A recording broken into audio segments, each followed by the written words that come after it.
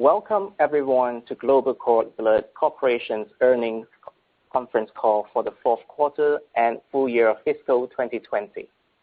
All participants' line will be placed on mute during presentation, after which there will be a question and answer session.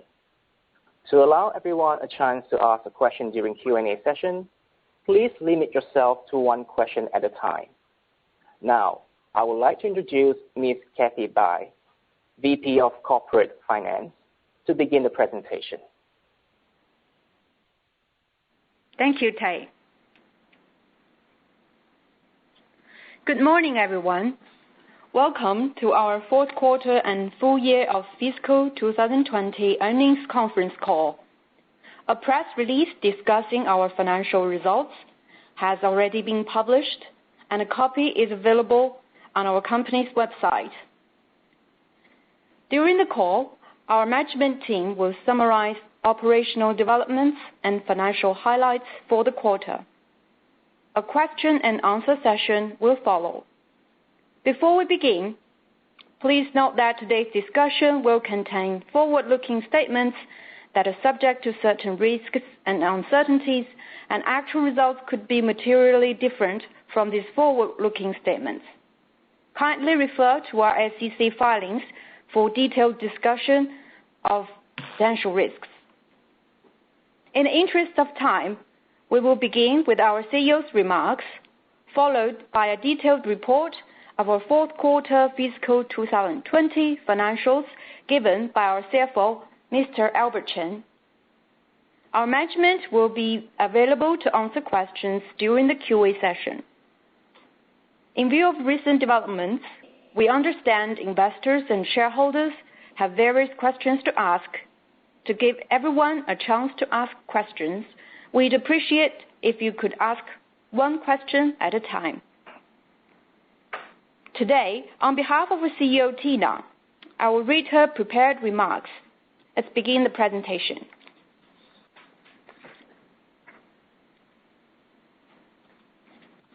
Good morning, ladies and gentlemen.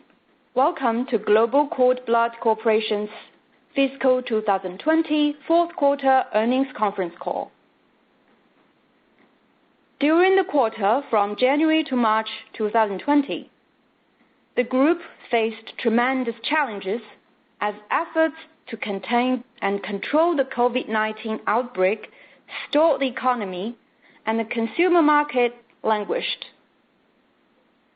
Despite the extremely difficult environment, the management team managed to achieve the company's fiscal 2020 new subscriber target. In the reporting quarter, we recruited 18,488 new subscribers, down by 17% year-over-year and 21% quarter-over-quarter.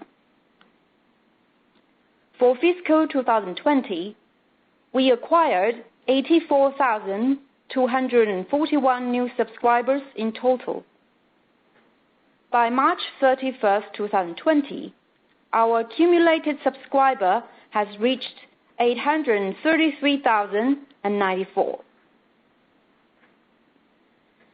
Data from China's National Bureau of Statistics showed that newborn numbers in China and the group's operating markets continue to trend downward in 2019. Despite a flatter downward slope, judging by the general direction in the past 3 years and our first-hand observations from the field, we anticipated that the newborn pool in fiscal 2021 will continue to shrink. Although cross-province migration continued to be population drivers in Guangdong and Zhejiang, the immediate benefit to our business is limited. Moreover, our COVID-19 countermeasures have resulted in additional upward pressure to our operating cost, though we continue to strive to curtail such impact. In the meantime, the pandemic continues to erode the already weak consumer sentiment, further discouraging consumer discretionary spending and may possibly delay some of our potential clients' pregnancy plans. Therefore, management expects that the group's total new subscribers for fiscal 2021 will drop to between 60,000 and 65,000. Furthermore, as China's National Health Commission has not yet provided any guidelines to its policies, regulatory uncertainties in the corporate banking industry in China remains. We will need to be mindful of such uncertainty and continue to proactively make ourselves ready for changes in the market. Facing a rather complicated operational and regulatory environment, we need to be prepared to constantly adjust our sales and marketing resources in order to mitigate the impact from fewer expected newborns, slower economic growth, more cautious consumer sentiment, and the continued impact of the COVID-19 pandemic. In addition to focusing on achieving our fiscal 2021 target, the management team continues to evaluate opportunities that possess the best shared synergies with the group's existing resources and core competences in order to ensure the company's sustainable development over the long run. This concludes my remarks, and thank you again for your support of GCBC. I'll now turn the call over to our CFO, Mr. Albert Chen, to go over the highlights of our fourth quarter financial performance. Good morning, everyone. Thank you for joining our call today. In the fourth quarter, revenues increased by 19% year-over-year to approximately 300 million RMB, which was mainly driven by the adoption of a new processing fee since April 2019 and the expansion of the accumulated subscriber base. During the reporting quarter, the COVID-19 pandemic continued to affect the company's operations. Although the business environment remained tough, we still managed to recruit 18,488 new subscribers, finishing the year at the high end of our target range. As a result of the new processing fee, processing and other services revenues increased by 23% year-over-year to 183 million RMB, which accounted for 61% of total revenues. As our accumulated subscriber base increased to more than 833,000 as of March 31st, 2020, fourth quarter storage revenues increased by 13% year-over-year to approximately 117 million RMB.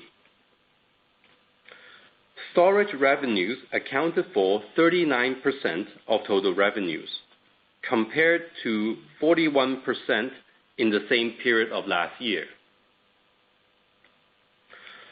Fourth quarter gross profit increased by nearly 26% year-over-year to 256 million RMB.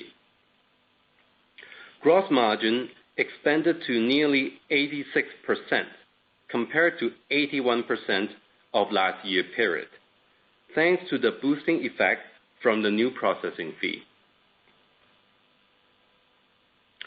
As a result of improved gross profit, as well as the application of multiple cost-saving measures, operating income in the reporting quarter increased by 68% year-over-year to 149 million RMB. Operating margin increased to nearly 50%. Depreciation and amortization expenses were approximately 12 million RMB. Non-GAAP operating income increased by 59% year-over-year to 162 million RMB. Non-GAAP operating margin increased by 13 percentage points to nearly 54%.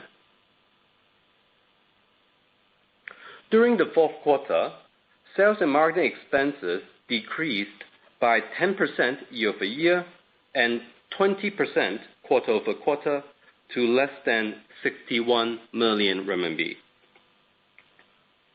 As the COVID-19 pandemic evolved, client recruitment remained challenging, which led to a decrease in staff and performance-related costs. At the same time, we imposed a massive cutback in our marketing and promotional activities, and non-essential marketing and promotional activities were either suspended or delayed. Sales and marketing expenses as a percentage of revenues dropped to 20% in the reporting quarter, an abnormal low from 27% in the prior year period. General and administrative expenses decreased to 43 million RMB, from nearly 44 million RMB in the prior year period and 48 million RMB in the prior quarter. The reduction was mainly driven by reductions in provisions and staff-related expenses. General and administrative expenses as a percentage of revenues decreased to 14%, from 17% in the prior year period, and remained the same as in the previous quarter. In the reporting quarter, the company recognized a decrease in fair value of equity securities or mark-to-market losses of 24 million RMB, compared to a mark-to-market gain of approximately 12 million RMB in the prior year period. As a result of the increase in operating income, which was partially offset by a decrease in fair value of equity securities and an increase in income tax expense, net income attributable to the company shareholders increased by 7% year-over-year to 97 million RMB. Net margin for the reporting quarter was 32%. Basic and diluted earnings per ordinary share improved to 80 renminbi. These are the highlights of our fourth quarter results. We are now happy to take any questions from the floor.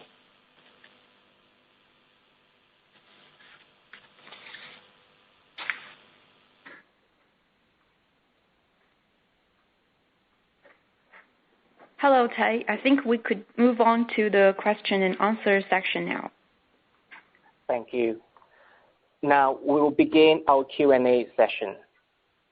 If you have a question for our speakers, please dial 01 on your telephone keypad now to enter the queue. Once your name has been announced, you can ask your question. To allow everyone a chance to ask a question, please limit yourself to one question at a time.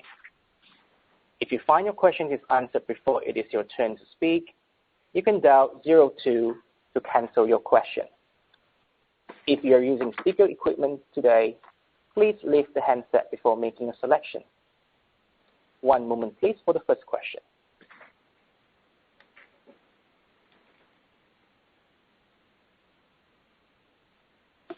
Our first question is from Saram Bisho from Algenium Asset Management.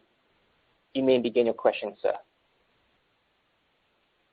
Yeah, hello. Thank you for taking over my question. This is Saram Bisho from Algenium Asset Management. Hello, Albert. Hello, Katie. Did you hear me? Yeah? Yes. Hi, Bisho. Yeah. I think okay. Yeah. Hello. The sound quality is excellent. Yep. Okay. Yeah. I have just few questions very quick. Just about the tax rates. Can you just elaborate a little bit why it's higher than in the previous quarters? And do we have to consider that this is, in the coming quarters, what will be the tax rate? Second question is just about can you comment a little bit about the trend of your business? In the last 2 months, are you seeing an improvement, based on the improving situation with the COVID-19 within hospitals? And last question is, has the board thought about alternative listing place because of the situation for Chinese companies listed in the US and all the trend of Chinese company going to list in Hong Kong especially? Thank you. Thank you. I will answer your question one at a time.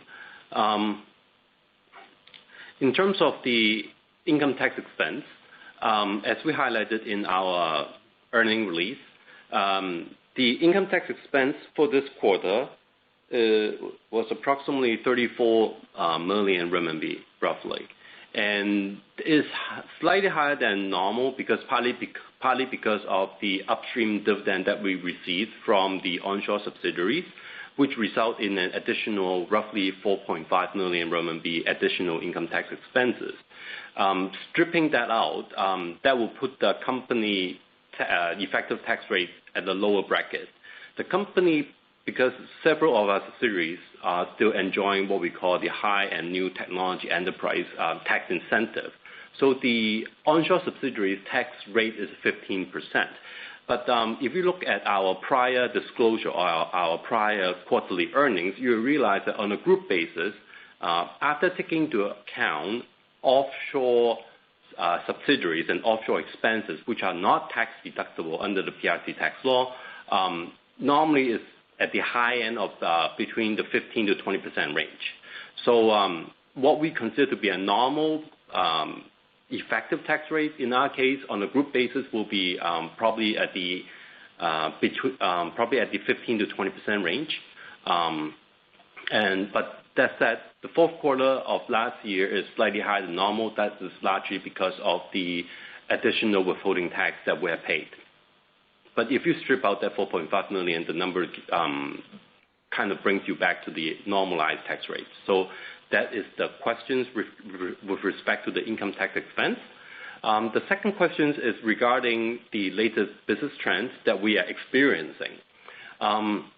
If I recall correctly, when we published a press release, I think early this year, suggesting a potential target range for fiscal year 2021, which will be between 60,000 to 65,000. We also mentioned that the situation was dire, and we are kind of heading toward the low end of the range. I think based on what we have seen in the past couple of weeks, before the second wave hit in Beijing, I'm sure that many of you are aware that there are also another round of infection that's going on in Beijing regions as a result that there is a mini lockdown going on.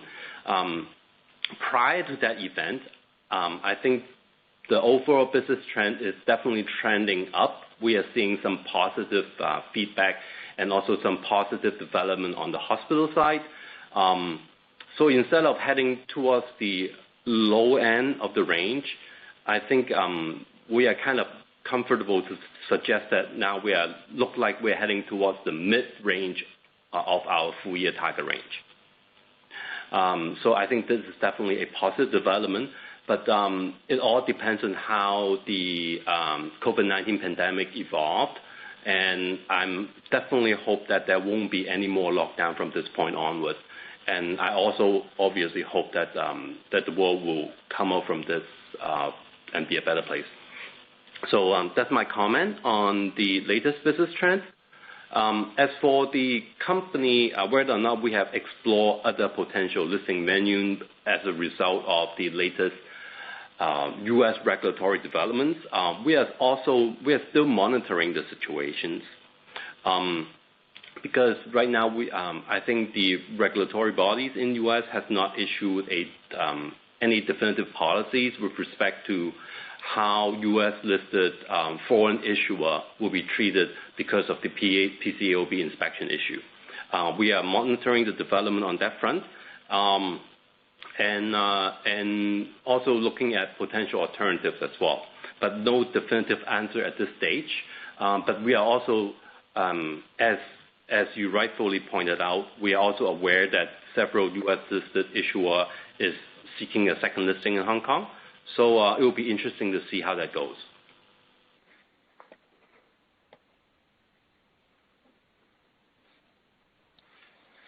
Thank you. Moving on to next question, we have Sandy Mehta from Evaluate Research. You may begin your question. Yes, congratulations on a strong fourth quarter and a full year result. I have two questions. One is the new policy announced by China of 18 pilot free zones. Could you comment on the status of that and the timeline and rollout of that policy and what benefits there could be to your company? And my second question was, your margins have been very strong. You talked about strong cost controls in terms of sales and marketing, SG&A expense. What is the outlook for those expenses and the margins for this new year? Thank you. Thank you for the questions.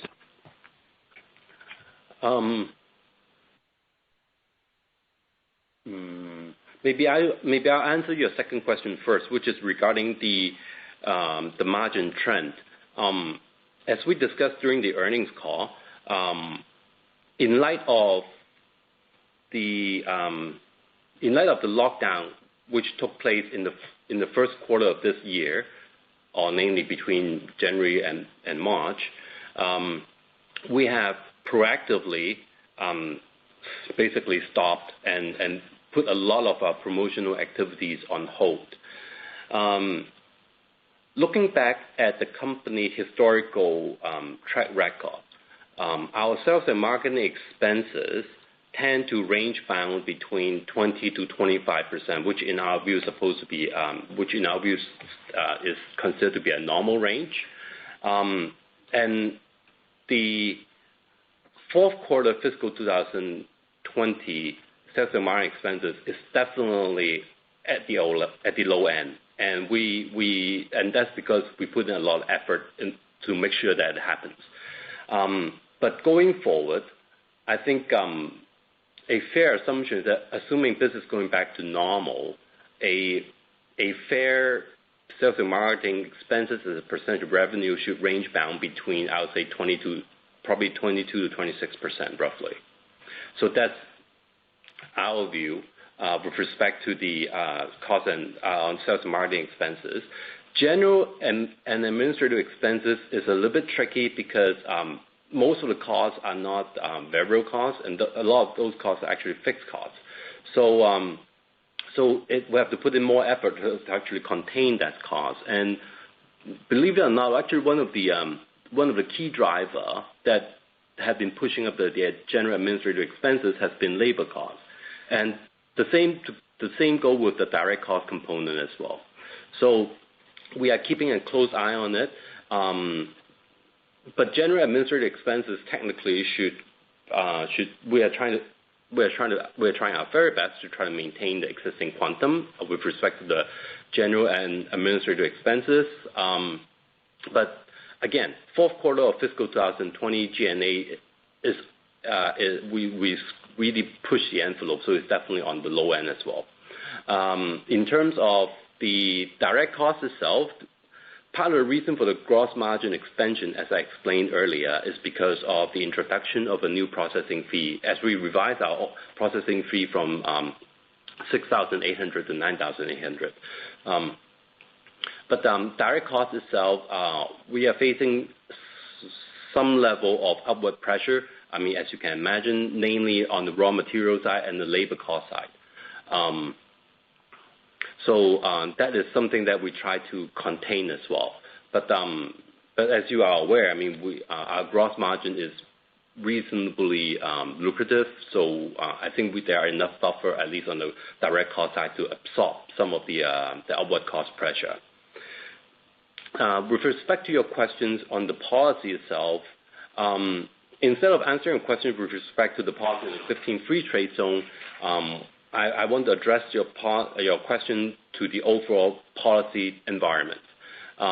As you are aware, corporate banking in China is heavily regulated and is a one license per region in the past, until they introduced the free trade zone policies. And the one license per region policy is meant to expire at the end of this year.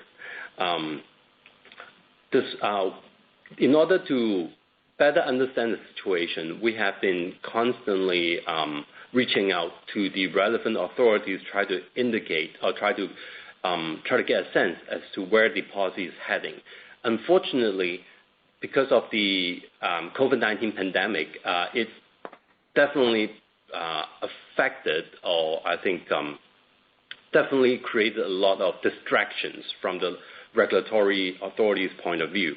So to answer your question in short is that right now we don't have a clear indication as to whether or not there will be more opening up or whether the policy will stay status quo or there will be any potential changes. So we don't have a clear indication from the authority as of this point, but we will continue to monitor the situation and we will continue to reach out to the authorities and try to better understand the situation. But fair to say that I think the pandemic has really created a lot of distraction in terms of government attention.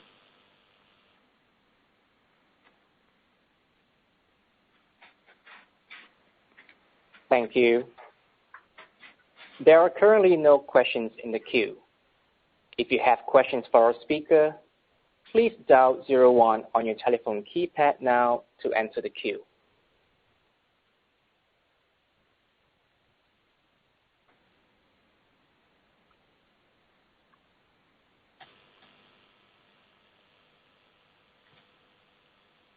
If you have a question for our speaker, please dial 01 on your telephone keypad now to enter the queue.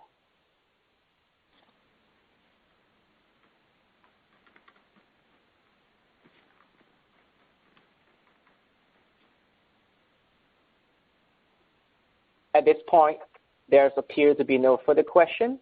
I will now turn the call back to Ms. Kathy. Thank you, Tay. This concludes our earnings conference call for the fourth quarter and full year of fiscal 2020. Thank you all for your participation. Have a great day. Tay, you may now disconnect. Ladies and gentlemen, this concludes today's conference call. Thank you for your participation. You may now disconnect.